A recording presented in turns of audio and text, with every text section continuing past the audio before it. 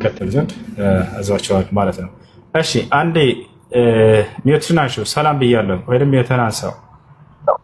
እሺ ሰላም መሐመድ የሚለው መጽሐፍ ቅዱስ ውስጥ አለ። መሐመድ ካለ በኋላ ምንድን ነው የሚለው? ጥያቄው አሁን መሐመድ የሚለው ስም አለ ወይንስ የለም ነበር ጥያቄያቸው። ያንን ነው እያሳየናቸው ያለው። እሺ ማለት ማወቅ ስለፈለኩ ነው። እኔ እህቴ ሰልማን ላይ ባንተ እጅ ነው ሻሃዳ ያዘችው። ብዙ ነገር አስተምራኛለች። ስለ እስልምና ብዙ ነገር ተምሬያለሁ። ብዙ ቦታም ጠይቄያለሁኝ። አሁን ግን መሐመድ የሚለውን እንድታሳየኝና መሐመድ ሲያለው ለምንድን ነው? ምክንያቱም መሐመድ የሚለው ከዚህ በፊት አንተን ሰምቼ ሲጠይቃቸው ሐሰተኛ ነብይ ይመጣል ብሎ ነው መሐመድ ያለው እንጂ ሙሐመድ የሚል ቃል የተጠቀመው ሐሰተኛ ነብይ እንደሚመጣ ነው የጠቆመን ብለው ስለነበረ ለምን እንደጠቀሰው ስሙንና ሙሐመድ የሚለውን እንድታሳየኝ ይፈልጋሉ። ከዛ ሻሃዳ ማያስ ይፈልጋሉ። እሺ አንደኛ እዛ ቦታ ላይ ሐሰተኛ ነብይ ምናምን የሚል ቃል የለውም። እዛ ላይ መኃልየ ዘሰሎሞን ላይ ነው አንደበቱ ጣፋጭ የሆነ ብሎ አንስቶታል። አንደበቱ ጣፋጭ ብሎ ማለት እንግዲህ አንደበት ጣፋጭ ሊሆን የሚችለው የአምላክን ቃል የሚናገር በመሆኑ ነው። ገብታችኋል አይደል? ነብዩ ሙሐመድ ሰለላሁ ዐለይሂ ወሰለም አምላክ አላህ አንደበታቸውን ሲያወድስላቸው በቁርአን እናያለን። ወማ የንጢቁ ዐኒል ሀዋ ብሎ ማለት ነው። ኢን ሁወ ኢላ ወሕዩን ዩሓ ምን ይላቸዋል? ሙሐመድ በአንደበቱ ከእኔ የሚተላለፍለትን ራእይ እንጂ አይነግራቸውም ብሎ አንደበታቸውን ያወድሳል። እዚያም ላይ ምን ይላል? አንደበቱ ጣፋጭ የሆነ ብሎ ገልጾታል። እርሱም ውዴ ነው ብሎ ገለጸ። እዚያ ላይ ውዴ የሚለው ቃል አምላክ ከማንም በላይ ቅርብ አድርጎ የወደደው አካል ነው። ነቢዩ ሙሐመድ ሰለላሁ ዐለይሂ ወሰለም ቃል በቃል ምን አሉ? ኢነላህ ቀድ ኢተኸዘኒ ኸሊለን ከመ ኢተኸዘ ኢብራሂመ ኸሊል አሉ። አላህ ከማንም በላይ ውዱ አድርጎ የያዘው እኔን ነው አሉ። የሚገርምሽ እዚያም ላይ ቃል ምን ይላል? እርሱ ውዴ ነው፣ የኢየሩሳሌም ልጆች ወይ ይሄን እወቁ እያለ ይነግራቸዋል። ከማንም በላይ አምላክ ውድ አድርጎ የያዘው እኔን ነው ብለው ተናገሩ ሐዲስ ላይ። አምላክም ቃል በቃል አንደበታቸውን ሲያወድስ አንደበቱ ግን ሐሰትን አይናገርም፣ ከእኔ ዘንድ የሚተላለፍለትን ራእይ ብቻ ነው የሚናገረው ሙሐመድ ብለው አወደሰ። እየተናገረ ያለው ስለ እርሳቸው ነው። ቀጥታ እዚያ ቦታ ላይ ሄደን ስናየው ጊዜ መጽሐፍ ቅዱስም ላይ ወደ ዕብራይስጡን ቀጥታ ስንተረጉመው ሙሐመድ ብሎ አስቀምጦታል። ራሱ ሙሐመድ አይ ስለ ሰው አይደለም ስለ ግለሰብ አይደለም የሚናገረው ሌላ ትርጉም ነው ብሎ ይነግሯቸዋል። ላ ስለ ሰው ነው፣ ለዚያም ስለ ወንድ ልጅ ስም ነው። እዚያው ላይ ማብራሪያው ላይ ላሳይሽ። ይህ እየተናገረ ያለው ስለ ወንድ ልጅ ስም ነው። ያና እዚህ ጋር ይገኛል ሙሐመድ የሚለው ይታይሻል? አዎ ይታየኛል። አዎ ሙሐመድ ይላል። ስለምንድን ነው የሚናገረው? ከወዲሁ እዚህ ጋር ያብራራዋል። ያው የንግግር ክፍል ስም ነው። የምን ስም? የወንድ ስም ነው። የወንድ ልጅ ስም ነው። ይሄ ስም እዚህ ጋር የተቀመጠው ሙሐመድ ይላል እዚያው። ነገር ግን አማርኛው ላይ አይ የሰው ስም አይደለም ጣፋጭ ነው አንደበቱ ምናምን ብሎ አስቀምጦታል። የሚገርመው ቢቀይሩትም እንኳን አማርኛው የሚገልጸው እርሳቸውን ነው። ከማንም በላይ አንደበቱ ጣፋጭ የሆነ ብሎ አላህ በቁርአን ላይ ወማ የንጢቁ ዐኒል ሀዋ አንደበቱ ከራሱ ከልብ ወለዱ የሚናገር አይደለም። ኢን ሁወ ኢላ ወሕዩን ዩሓ ከእኔ ዘንድ የሚተላለፍለትን ራእይ ብቻ በአንደበቱ የሚናገር ነው ብሎ አንደበታቸውን አወደሰ። ከዚያ ምን አለ ቀጥሎ? ይህ ነው ውዴ እያለ ገለጻቸው። እዚሁ የአማርኛው መጽሐፍ ቅዱስ ላይ ተሻለርላ አምላክ ከማንም በላይ ውዴ ብሎ የገለጸው እርሳቸውን እንደሆነ ሐዲስ ላይ ቃል በቃል አለ። ኢነላህ ቀድ ኢተኸዘኒ ኸሊለን ከመ ኢተኸዘ ኢብራሂመ ኸሊል አሉ። አላህ እኔን ከማንም በላይ ውዱ አድርጎ ይዞኛል አሉ። አብርሃምን ውዱ እንዳደረገ ብለው ተናገሩ። አብርሃምን ውዱ አድርጎታል። ነገር ግን ከማንም በላይ እርሳቸውን እንደያዘ ቀድመው ተናገሩ። ይህ ነው ውዴ ብሎ የገለጻቸው እርሳቸውን ነው አምላክ ከማንም በላይ የወደደውና ያቀረበው። ይህን ይመስላል። እሺ አመሰግናለሁ። ይሄ አካውንቱ ቲክቶኩ የእህቴ ነው። ምናልባት የምታውቋት ካላችሁ በዚህ አካውንት ገስት ላይ የሚገባ ቁርአን ምናምን ስለምታዳምጥ ሰለምቴ ነች እና አንተንም እንዳዳምጥ ብዙ ጊዜ እከታተላለሁ። ታታችሁኝ እሷን አይ ስልኩን የሰጠችኝ አዳምጩ ብላ ማለት ነው ንጽጽር ስለምትሰራ የምታውቋትም ካላችሁ ሌላ ነገር እንዳይመስላችሁ ያው ገስት ላይ ገብታ ቁርአን ስለምታዳምጥ ማለት ነውና የሷ ስልክ ነው። እኔ አሁን ሻሃዳ መያዝ ፈልጋለሁ። አሽሃዱ ሻሃዱ አላህ ኢላሃ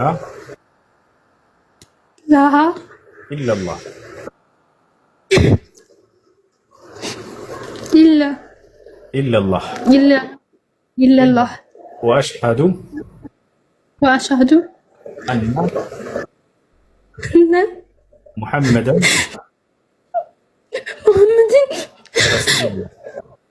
رسول الله ما شاء الله الله مسكانك አሁን ያልሽው ቃል የሸሃዳ ቃል ወይንም የምስክር ቃል ይባላል። አንድ ሰው ወደ እስልምና ሲገባ ጊዜ የሚመሰክርበት የምስክር ቃል ነው። ትርጉሙ አሽሀዱ አን ላ ኢላሃ ኢለላህ ማለት እነሆ ከአንዱ ከአላህ በስተቀር በእውነት የሚመለክ ሌላ አምላክ የለም ብዬ መሰክራለሁ ማለት ሲሆን ወአሽሀዱ አነ ሙሐመድን ረሱሉላህ ማለት ደግሞ ሙሐመድም የአላህ መልእክተኛና ነቢይ ናቸው ብዬ መሰክራለሁ ማለት ነው። በየሁሉም ነቢያት ዘመን በዚህ ነበር ሰዎች ወደ ኢስላም የሚገቡት። በዘመናቸው ያለውን ነቢይ እንደ ነቢይ ይመሰክራሉ። አምላክ ደግሞ አንድና ብቸኛ ነው፣ ከእርሱ ውጭ ሌላ አምላክ የለም ብለው ይመሰክራሉ። ለምሳሌ ሐዋርያቶች እንዴት ሰለሙ ከተባለ አምላክ አላህ ሲናገር ምን ይላል? ወኢዝ አውሐይቱ ኢለል ሐዋርይን አን አሚኑ ቢ ወቢረሱሊ ቃሉ አመና ወሽሀድ ቢአንና ሙስሊሙን ይላል። ወደ ሐዋርያቶችም የትእዛዝ ቃሌን ባስተላለፍኩ ጊዜ አስታውስ ይላል።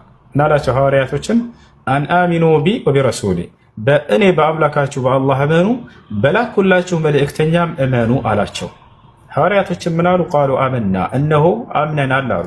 ከዚያስ ወሽሀድ ቢአንና ሙስሊሙን አሉ።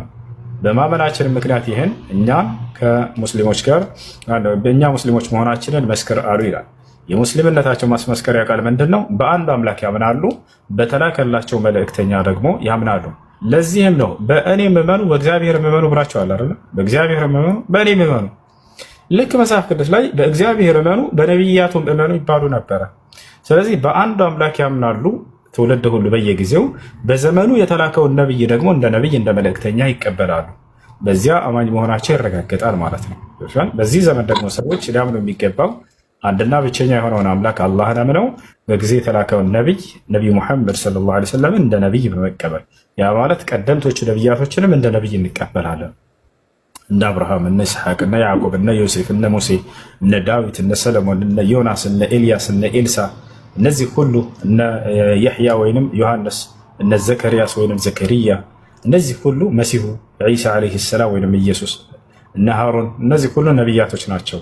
ከአምላክ ዘንድ ተልከው መልእክትን በትክክል ያደረሱ አንዱን አምላክ እንዲመለክ የሰበኩ ናቸው ብለን የምናምን ነን ማለት ነው። ይሄን ይመስላል። እሺ፣ ስለ ሶላት አሰጋገድ እህትሽ ታስተምርሻለች። በጣም ቀላል ነው። ሶላት ስለ ሶላታን ተምሬያለሁ። እሷ ጋር ቁርአንን እያስተማረች ነበርና እሷም ታስተምረኛለች። እና ለክርስቲያኖች አንድ ነገር መናገር ፈልጋለሁኝ። ትክክለኛውን መንገድ ፈልጉት። ዝም ብላችሁ እዚያ ላይ አትቀመጡ። በቃ እና ቄሶችን ወይም ደግሞ ዲያቆኖችን አትጠይቁ። ጠይቃችሁ እነሱ ትክክለኛ መልስ አይሰጧችሁም። እኔ ብዙ ጊዜ እንደዚህ እየጠየቅኩኝ እነሱን ጠይቃቸዋለሁ እና የእስልምና ላይ ያልሆነ ላይፍ ተቀባይነት የሌለው ሀዲስ እያመጡ እስልምናን እንድንጠላ እያደረጉን ነበረ። ስምን መጥቀስ እችላለሁኝ። ነፎይም የሱም ደግሞ ነቃልም ብዙ ሰዎች አሉና እዛም እየገባሁ ብዙ ጊዜ እንትን እማራለሁም ጠይቃለሁኝ። ስለ እስልምና በጣም እንድንጠላው ነበር ያደረጉን። እውነትን ፈልጉ፣ እነሱን አትመኗቸው። በፍጹም እነሱ የሚሉት ነገር ውሸት ነው። አትመኗቸው። እውነትን ፈልጉት። በቃ ጀነት የምትፈልጉ ከሆነ ጀነት መግባት የምትፈልጉ ከሆነ ጀሃነምን የማትፈልጉ ከሆነ እውነትን ፈልጋችሁ እንደኔ ያገኙት ማለት ፈልጋለሁ። ሁሱ አንተን ማመሰግናለሁ። ጨርሻለሁ። እሺ ልጆች ጥያቄ ያለው መጠየቅ ይችላል። ይቀጥል። ያው እግዚአብሔር ምስክሬ ነው። እንዳታወጣኝ ዛሬ እኔ እናንተ ብቻ መድረኩን እንይዘዋለን።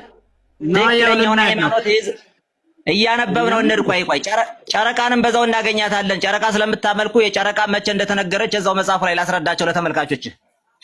ለመጨረሻ ጊዜ ላስተናግደህ ይሄን የተጫንከውን ይሄ ውሸትህን ዛሬ አራግፌልህ አስተብሬህ ነው ወላሂ የምትሄደው።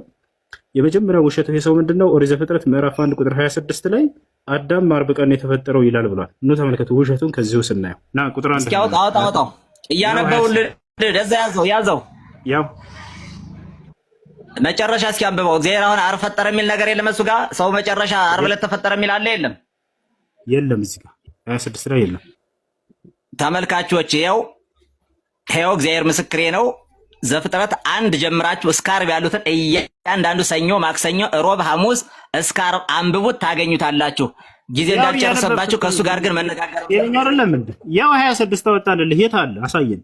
ይኸውልህ 27 ላይ እዚሁ 27 ላይ እግዚአብሔርም ሰውን ይላል። ያው አዳም 27 ላይ እዚሁ እግዚአብሔር 26 ያው አወጣልኝ። እግዚአብሔርም አለ ሰውን በመልካችን በምሳሌያችን እንፍጠር፣ የባህር አሶች ገና የሰማይ ወፎችን እንስሳትና ምድርንም ሁሉ በምድር የሚንቀሳቀሱን ሁሉ ይገዙ ዘንድ። አየው ስለማን? ስለ ሰው። አየው ነው ያው እያዋሽ ያለው አንተ ነው። ያው ዛሬ በተመልካቾች መካከል እዛም 27 ምን ይላል? አታውጣው ለምን ታወጣዋለህ? አንዴ ረጋ በል። ዓርብ ቀን የሚለው የት አለ እዚህ ጋር? መጨረሻ እያነብ ሰውየው ፊደል አልቆጠርክም እንዴ? አንተ የሚሉ ነብይ ደግሞ አስመሳይ አታነብም እንዴ? አይን አለ አይደለ እንዴ? ረጋ በል ዲያቆን፣ ረጋ በል። እኔ አሳይቻለሁ። እሺ ሰው ዓርብ ከተፈጠረ ይሄ ዓርቡን አሳየው። በስንት ሰዓት ነው ሰው የተፈጠረው? አዳምጥሽ አንድ ጊዜ አዳምጥሽ። አሁን አንተ ምንም ለምትናገረው መጽሐፍ ቅዱስ ላይ ማስረጃ ማምጣት አልቻልክም። እኔ ደግሞ አዳም መታች ያላችሁ እህት ወንድሞቼ ይኸው ዘፍጥረት 26 ጤነኛ አይደለም እንደ ሰውዬ። እኔ ደግሞ ማስረጃ ላሳየህ ነው። እኔ ዓርብ ቀን ነው ጁምዓ ቀን ነው አዳም የተፈጠረው ብዬሃለሁ። ላሳየህ ነውና እኔ ያለ ማስረጃ እናገረው። አንተ ግን ታየህ ምንም ውሸታም እንደሆንክ ማለት ነው። እኔ ላሳየህ ነው ማስረጃ ላውጣልህ።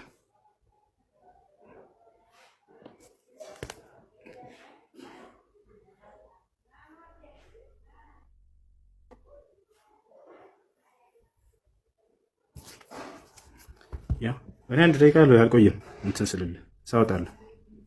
ያው ነው ማስረጃ። አዳም መቼ ተፈጠረ? ኑ ላሳያችሁ። خير يوم طلعت عليه الشمس يوم الجمعة فيه خلق آدم وفيه أدخل إلى الجنة وفيه أهبط منها ولا تقوم الساعة إلا في يوم الجمعة. አዳም በጁምዓ ቀን እንደተፈጠረ ያው ማስረጃ። ሙስሊም እንደዚህ ማስረጃ ወጥቶ ያሳያል። የክርስቲያን ዲያቆኖች ግን ይሄ ሰውዬ አይታችሁታል። ትልቅ ቆብ ለብሷል ከላይ ግን ምንም ስለ ሃይማኖት አያውቅም። ከይቅርታ ጋር ማለት ነው። ከይቅርታ ጋር ኑ ያው ላሳያችሁ።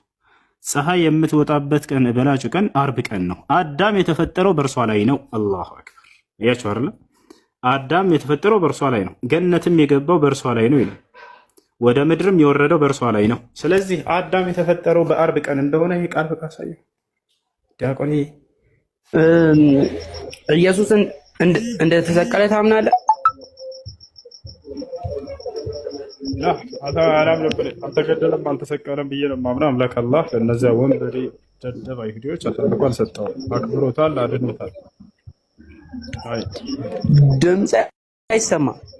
ለእነዚያ ወንበዴ አይሁዶች አሳልፎ አልሰጠውም። አምላካችን አላህ አድኖታል፣ በክብር ወደ ግርማ ወስዶታል። በሁለተኛው ሰማይ ላይ ይገኛል፣ በክብር አድርጓል። ስለዚህ አንድ አምላክ እንዳለ ነው የምታምነው? አሁን አንድ አምላክ እንዳለ ነው የማምነው።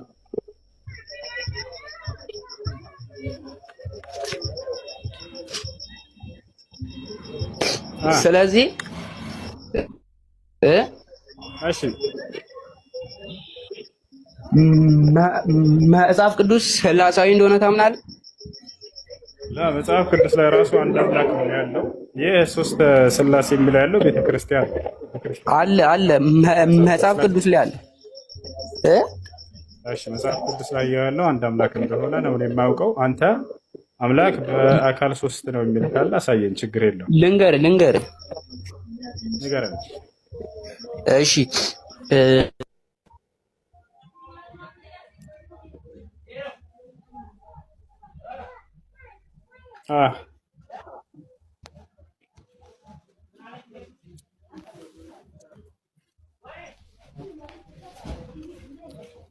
ያው በምታመልከው ባላህ ሲያለው እንዳታደርግ።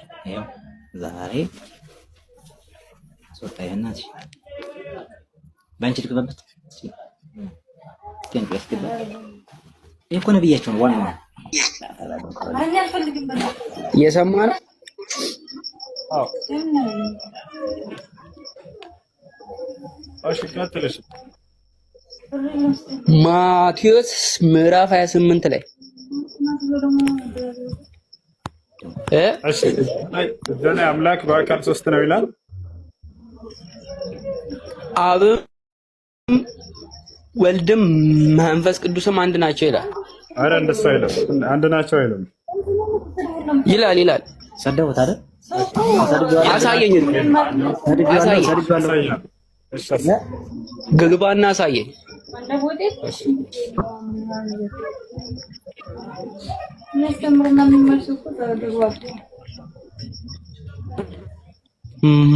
ማቴዎስ 28 ላይ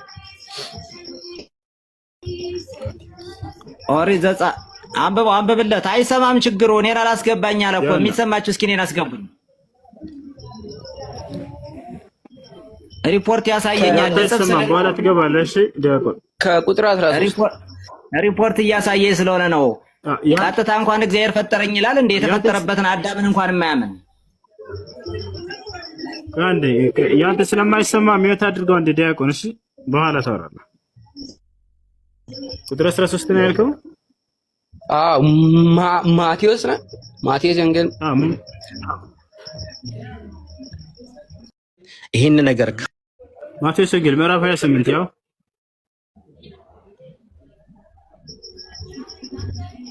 እንዴ ምን ውስጥ ነው የገባው?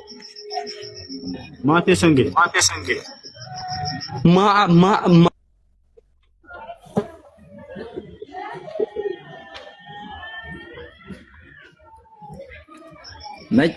አሁን እኮ መጀመሪያ የሰው ልጅ መቼ እንደተፈጠረ እንደኛ አያውቅም። በስንት ሰዓት እንደተፈጠረ ከአዳም ይፈጠር ከአባቱ ይፈጠር እግዚአብሔር ቀጥታ ይፈጠረው ራሱ እኮ የሚያውቀው ነገር የለም። እኔ እኮ የሚገርመኝ የእናንተን ትዳር ለሱ የምታወያዩት ነገር ነው። ስለ ራሱ የማያውቁ ወጠጤ እንኳን ስለ እናንተ ትዳር ምን ያውቃል? አንደኛ አርብ ተፈጠራል። አርብ ሳሳየው ታያምነው። ሁለተኛ አርብ ረብ በቂስ መረጋጋት ባላ በጌታ ስም ይዤዎታለሁ። መረጋጋት በጌታ ስም ልለምነው። ዘመናቸው ይባረክ። የዛሬው ቀን ያንተ ነው። እኔ ስለሰው ጸልያለሁ። አሜን ይበሉ። በእርሱ ላይ ያለው የመጮህ መንፈስ የተነሳ ይሁን። የሰላማችሁ ከበር ሁሉ 28 ከቁጥር 19 ገባ። አንዴ ግባልኝ። አንድ ናቸው። እሺ አንዴ ግባልኝ። እሺ ያውናሽ ያ ከቁጥር 19 ያው እንዲሁ አንተ የመጽሐፍ ቅዱስ እኮ አይደለም። ያው መጽሐፍ ቅዱስ ነው። ያ ማቴዎስ ወንጌል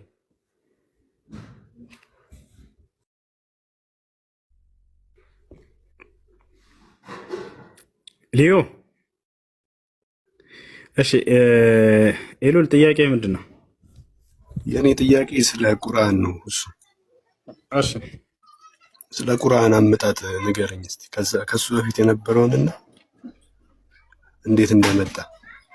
እሺ መልካም እንዴት አድርገው የቁርአን አመጣጥና እንዴት እንደመጣ። ቁርአን መሰረቱ ምንጩ ከማን ዘንድ ነው የመጣው? ከፈጣሪ ከአምላክ ዘንድ ነው። በማን በኩል መጣ? በመላእኩ ገብርኤል በኩል መጣ። ለማን መጣ? ለነቢዩ ሙሐመድ ሰለላሁ ዐለይሂ ወሰለም መጣ። አመጣጡ ተጽፎ ነው የመጣው ከሰማይ ከአላህ ዘንድ ወይንስ በቃል ነው? በቃል ነው የመጣው። ከዚያ ምድር ላይ መልአኩ ገብርኤል ለነብዩ ሰለላሁ ዐለይሂ ወሰለም ገለጠላቸው። ከዚያ እርሳቸው ለትውልዶቻቸው አስተማሯቸው። በዘመናቸው እያሉ ያ ቁርአን እንዲጻፍ አደረጉ። ለዚህ ሁሉ ማስረጃ አላህ ሱብሓነሁ ወተዓላ ስለዚህ ስለ ቁርአን አመጣጥ ሲነግረን በቁርአን ላይ ሱረቱ ሹዓራ ቁጥር 192 ላይ ወኢነሁ ለተንዚሉ ረቢል ዓለሚን ነዘለ ቢሂ ሩሑል አሚን ዐላ ቀልቢከ ሊተኩነ ሚነል ሙንዚሪን ቢሊሳኒን ዐረቢይን ሙቢን ይላል። ይህ ቁርአን ከዓለማቱ ጌታ ተወረደ ይላል። ከማን? ከዓለማቱ ጌታ ተወረደ። ማን አወረደው? ነዘለ ቢሂ ሩሑል አሚን፣ እርሱንም ቁርአንን ታማኙ መንፈስ ወይንም መልአኩ ገብርኤል አወረደው ይላል። በማን ላይ ወረደ? ዐላ ቀልቢከ ሙሐመድ ሆይ በአንተ ልብ ላይ ወረደ። ሊተኩነ ሚነል ሙንዚሪን አይ ሚነል አንቢያ፣ ከአስፈራሪዎች ወይም ከነቢያቶች እንድትሆን ዘንድ በአንተ ላይ አወረደው ይላል። ስለዚህ ይህ ነው የቁርአን አመጣጥ። እሺ የነበረበት ይወዱታል አይወዱትም? አሁን ሙስሊሞች ከአላህ በላይ መሐመድን ይወዱታል አይወዱትም? ማረጋገጫ ካልከኝ ኮሜንቱ ማየት ትችላለህ። መሐመድ ነው የሚሉት አላህ ሲሉ አይቻላውቅም። አዳምጥሽ ልመልስልህ።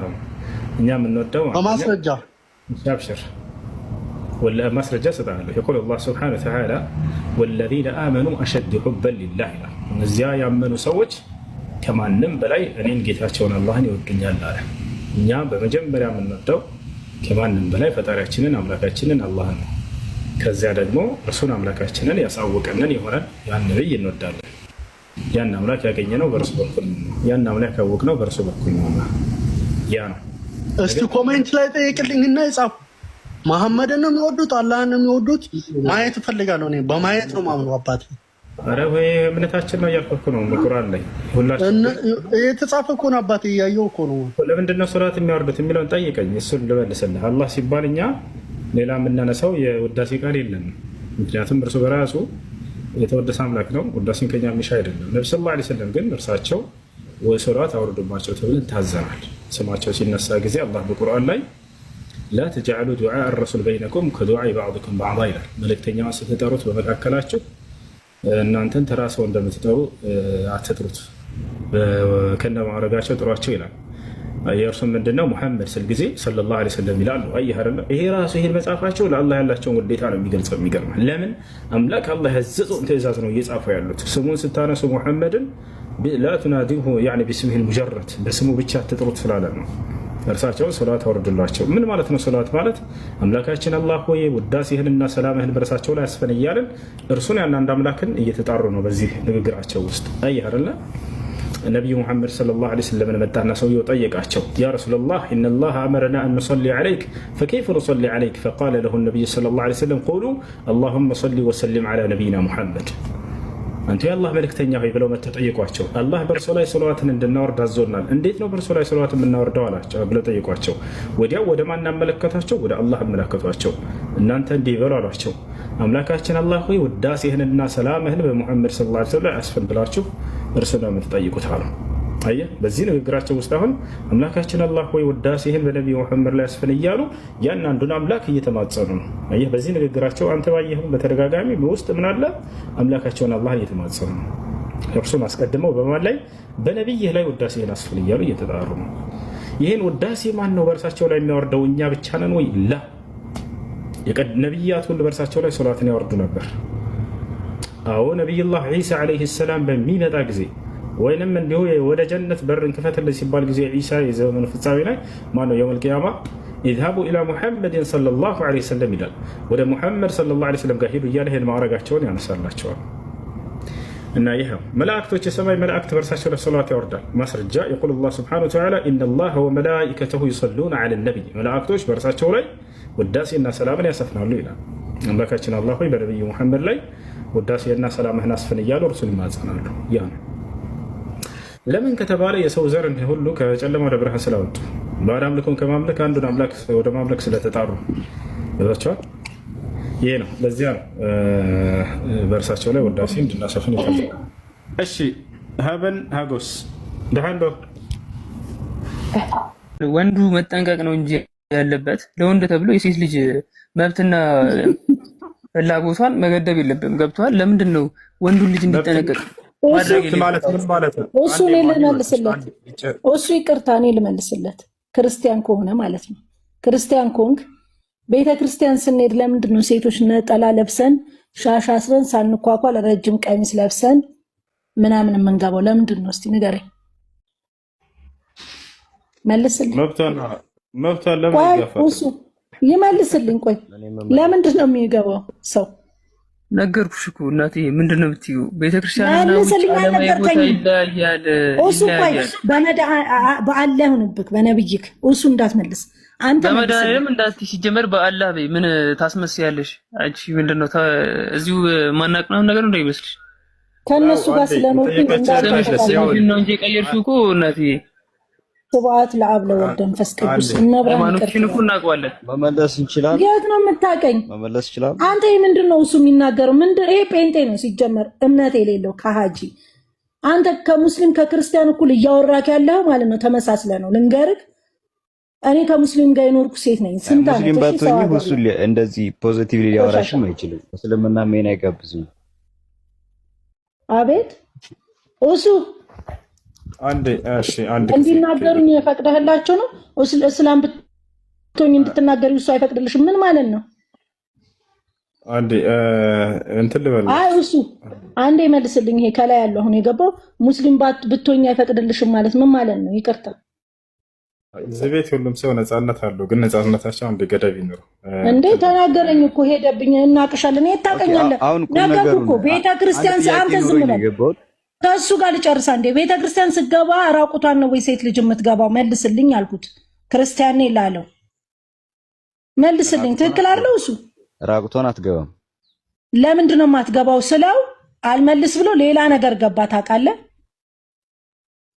ለምንድን ነው የማንገባው? መልስልኝ። ለምን እንደሆነ ልንገርህ። ለምን እንገባለን? ለምን እንደሆነ ልንገርህ። ቤተ እግዚአብሔር ሊጠራቁት ይገባል። አይ ኖር ነው። ይኸውልህ ምን እንደሆነ ልንገርህ። እግዚአብሔር ብቻ ሳይሆን ጠየቅሽን መልስልሽ። ጠየቅሽ ልመልስልሽ። አንተን ማን ጠየቀ? ከላይ ያለው አሁን የገባው ነው ያልገባኝ። ምን ያው ከሱ ጋር እሺ ይመልስልሽ። እሱ ይመልስልሽ። አንተ ስለገባቱ መልስ እኮ እሱ ይመልስ። ያ ቤተ እምነት ስትገቢ ግዴታሽ ነው አይደል? ቤተ እምነት ነው። ቤተ እምነት ስትገቢ አምልኮ ቦታ ነው። ግዴታ መሸፋፈን ካለብሽ መሸፋፈን ነው። እኛም ነጠላ እናደርጋለን አይደል?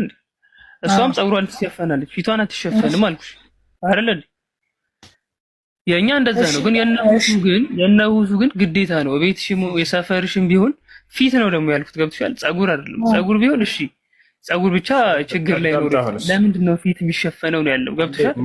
እሺ እኔ ደግሞ ያልኩት ግዴታ ነው ወይ ላልከው፣ እኔ ደግሞ ያልኩት ምንድነው እንደ ክርስትናነቴ ቤተክርስቲያን ሲሄድ የምለብስበት ምክንያት ሰው ጸሎት እያደረገ ጸሎቱን እኔ እንትን ማለት የለብኝም አይደል? እሺ ጨርሱና ቶሎ ማለት ህፃናት ሳይለብሱም ልናያቸው እንችላለን። ቅድም ደግሞ ቁርአን ላይ ስታነብ ሰምቻለሁ። ለነብዩ መሐመድ አላህ ሚስቶችን ልጆችህን ብሎ የሆነ ህግጋት አንብበልኛልና የአይሻን ጉዳይ እንዴት ነው መናየው? እቺን ብቻ መልሱልኝ። ክርስቲያን ነኝ።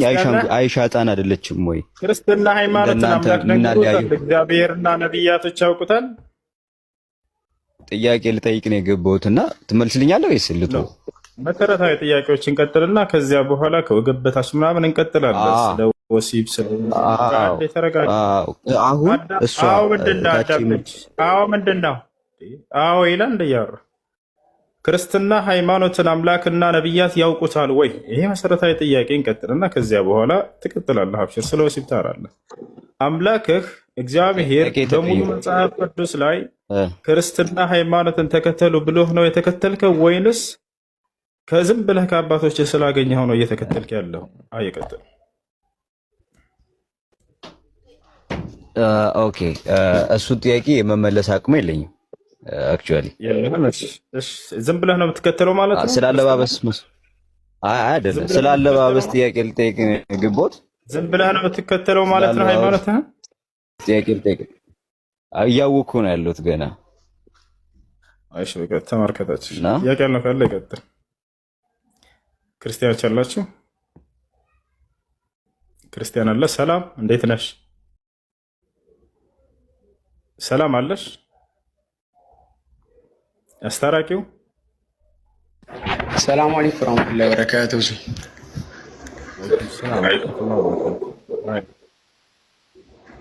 የኔ ጥያቄ እሱ አሁን ለምሳሌ ውዱ ስናደርግ ከሻወር በፊት ይቻላል የሚባለው ትንሽ ግራ ስለገባኝ ነው። አይደለም የሚያሰጣሽ ማሂ፣ ሌሎች ናቸው ያሰጡሽ። ጥያቄ ካለሽ ነው ይቻላል። መጀመሪያ ውዱ አድርጋችሁ ከዚያ ሻወር ብታወስዱ መልካም ነው። ነገር ግን መጨረሻ ላይ ውዱ አድርጋለሁ ያለም ችግር የለውም። አልአምሩ ፊሂ ዋሲዕ። እሺ ከሻወር በፊት ለምሳሌ ውዱ ካደረግን ምናልባት ሻወር ስናደርግ ደግሞ ውዱ የሚያስጠፋ ቃሎችን በእጃችን ብንነካ የሚጠፋ ነገር አለ። ችግር የለም። የዛኔ ለማጽዳት ስለሆነ ውዱን አያጠፋም፣ እሱ ያበላሽ። ነቢያችን ሰለላሁ ዐለይሂ ወሰለም ጋር መጥቶ ሰውዬው ሲጠይቃቸው ሀል መስ ዘከር ዩንቂዱል ውዱእ ሲላቸው ላ ኢነሁ ዑድውን ሚንከ ብለውታል። ብልትን መንካት ውዱ ያስፈታል ወይ ሲላቸው እርሱ አንዱ የሰውነት ክፍልህ ነውና አያስፈታም ብለው ተናግረውታል። ስለዚህ ሰውየው ብልትን የነካው ልክ ሻወር እየወሰደ እያለ ማንኛውንም ሰውነቱ እንደሚያጸዳ በሚያጸዳበት ሀሳብ ከሆነ ችግር የለውም። ስሜታዊ ሆኖ ከነካና የዘር ፈሳሽ ከፈሰሰ የዛኔ ነው ውዱ የሚበላሸው። አይ ኦኬ እሺ። በማንኛውም ጊዜ እንደዛ ነው ወይስ ሻወር ስንገባ ብቻ ነው? ለምሳሌ ብልት ውዱ የሚጠፋው በማንኛውም ሰዓት እንደዛ ነው ወይስ ሻወር ስንገባ ብቻ ነው? ለምሳሌ ብልት በማንኛውም ሰዓት። አመሰግናለሁ። እሺ ሁለተኛው ጥያቄ ደግሞ ነው እሱ ልጠይቅ ይቻላል። እሺ ጥያቄ ነው እኔ የምጠይቀው። ሁለት ጥያቄ አለ። አንዱ ልጠይቅና አስረዳኛለህ። ማለት ሰሞኑ ትንሽ ማንበብ ጀምሬ ነበር እና አንዳንድ ጥያቄዎች ማለት በማነባቸው ነገር ጥያቄዎች የፈጠሩብኝ ነገር አለ። አላህ አንድ ነው አይደለም ሁሴን? አላህ ነው አይደለ? አሁን እሺ ጥያቄ በቁርአን ውስጥ አላህ እኛ በብዙ ቁጥር እያለ የሚናገራቸው ቦታዎች አሉ። ለምሳሌ እኛ ቁርአን አውርደን ነው፣ እኛ ፈጠርን ነው። በሌላ በኩል ደግሞ እኔ በነጠላ የሚልበት ቦታዎች አሉ። ለምሳሌ እኔ አላህ ነኝ፣ ከእኔ በቀር ሌላ አምላክ የለም ይላል። አሁን በእስልምና ተውሂድ የአላህ አንድነት መሰረት አላህ አንድ ሆኖ ሳለ በቁርአን ውስጥ እኛ እና እኔ እያለ የሚያቀያየርበት የቋንቋ ሚስጥር ምንድን ነው? በጣም ጥሩ ጥያቄ። አላህ ስብሐነሁ ወተዓላ እኔ እያለ ይናገራል፣ እኛ እያለ ይናገራል። እኛ ሲል ጊዜ ብዜትን ያሳያል ወይ? ከአንድ በላይ መሆኑን ያሳያል ወይ? አላህ ስብሐነሁ ወተዓላ እኛ ይላል። እኛነት ለሁለት ይከፈላል ባጭሩ። አንደኛ የብዜት እኛነት አለ፣ ሁለተኛ የግነት እኛነት አለ። የብዜት እኛነት ማለት ብዙ አካሎች ሆነው አንድን ስራ ሰርተው ከጨረሱ በኋላ ከመካከላቸው አንዳቸው ወጥቶ ያን በሚገልጽ ጊዜ ቢጠቀምበት የሆነ የአጠቃቀም ዘይቤ ነው፣ የአነጋገር ዘይቤ ነው። እኛ እንዲህ ሰርተን ይላል። ለምሳሌ ክላስ ውስጥ 50 ተማሪዎች አሉን በል። መምህሩ አሳይመንት ስሩ ብሎ ሰጣቸው ለእያንዳንዳቸው ለ10 ተማሪዎች ማለት ነው። ከዚያ ሰርተው መጡ። ከአስሮቹ መካከል አንዱ ወጥቶ በሚያቀርብ ጊዜ ከጓደኞቹ ጋር 9 ጓደኞቹ ጋር ሆኖ የሰራው እኔ የሰራሁት አሳይመንት አይደለም። ምክንያቱም ብዙ ሰዎች አብረውት አሉ፣ 9 ሰዎች። እኛ የሰራነው አሳይመንት ብሎ ይናገራል። ስለዚህ ይህ የብዜት እኛነት ይባላል። ብዙ አካሎች ሆነው አንድን ስራ ሰርተው ከመካከላቸው አንዳቸው ያን ስራ በሚገልጽ ጊዜ የሚጠቀምበት የሆነ ቃል ነው። ይዛን ይህ የብዜት እኛነት እንለዋለን። ሁለተኛ ደግሞ የግነትና የክብር እኛነት ነው። እርሱ ደግሞ ምንድነው? አንድ አካል ብቻ ታላቅና ገናና ስራዎችን ሰርቶ ያንን በሚገልጽ ጊዜ የሚጠቀምበት የሆነ ቃል ነው። እኛ እንዲሰርተን ይላል። ይወጣቸዋል። አሁን ለዚህ ለሁለት እንደሚከፈል እናያለን። በማስረጃ ከፍተን እናያለን። እንደ ቋንቋ እኛ የሚለው ለሁለት እንደሚከፈል የብዜትና የግነት እንደሆኑ ለምን እንደሚውሉ አሁን በተናገርኩት መሰረት ማስረጃዎች ያሳያቸዋለሁ። ታዲያ አላህ ሱብሓነሁ ወተዓላ የትኛውን አስቦበት ነው የብዜቱን ነው የግነቱን ነው የሚለውን ደግሞ እኛ እንደፈለግን አይደለም የምንወስንለት፣ ራሱ ነው ሊነግረን የሚገባው በቁርአኑ ላይ። እስኪ ወደ ቁርአን እንሄድና አሁን በዚህ ሚዛን በዚህ መስፈርት አላህ የብዜት እኛነትን አስቦ ነው ወይስ የግነት የሚለውን እንመልከት። የብዜት ነው አይደለም የሚለው መጀመሪያ እሱን እንፈትሽ። ለምን ሆነ የብዜት እኛነት ነው አላህ ሱብሓነሁ ወተዓላ? አይደለም። ለምን ከተባለ በብዜት አንድ ብቻ እንደሆነ ገልጸዋልና። ማስረጃ ወኢላሁኩም ኢላሁ ዋሂድ፣ እኔ አምላካችሁ አላህ አንድ አምላክ ብቻ ነኝ አለ። እንደዚህ ብሎም ዝም አላለም። ላኢላሃ ኢላሁ ብሎ አጸናው። ከእኔ በስተቀር ሌላ ማንም የለም እያለ ይናገራል። ሌላ ማንም አምላክ የለም እያለ ይናገራል። እሺ ሁለት ሊሆን ይችላል ወይ? ይህንንም አላህ አንስቶ በፍጹም ሁለትም አይደለሁም ብሎታል። የት ከተባለ ሱረቱ ነህል ላይ ወላ ተተኺዙ ኢላሀይን ኢስነይን ኢነማ ሁወ ኢላሁ ዋሂድ ኢያየ ፈርሀቡን አለ። ሁለት አምላክ አድርጋችሁ አትያዙኝ፣ እኔ አንድ አምላክ ብቻ ነኝና እኔንም ብቻ ፈሩኝ አለ። እሺ ሶስትስ ሊሆን ይችላል? ስላሴ ሊሆን ይችላል? ላ በፍጹም። ይህንንም አንስቶ ራሱ አውግዞታል። ቃለ ሱብሓነሁ ወተዓላ ወላ ተቁሉ ሰላሳ ኢንተሁ ኸይረን ለኩም ኢነማ አላሁ ኢላሁ ዋሂድ፣ ሶስት አትበሉኝ፣ ከዚህ ከንግግራችሁ ተቆጠቡ፣ እኔ አንድ አምላክ ብቻ ነኝና አለ።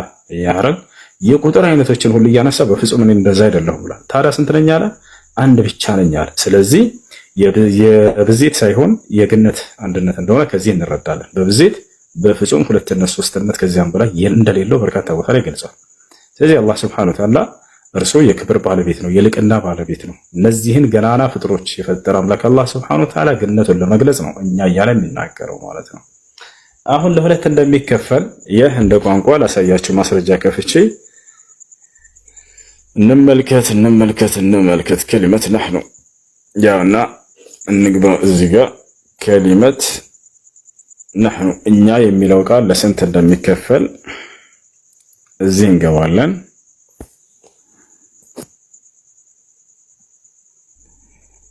አልመዓኒ የአረብኛ መዝገበ ቃላት ላይ እንገባለን። እሺ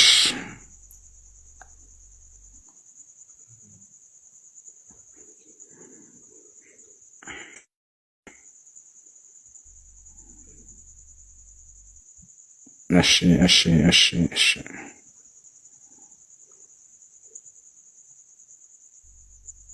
እሺ እዚህ ጋር ወደ አማርኛ እስኪ እንቀይራት።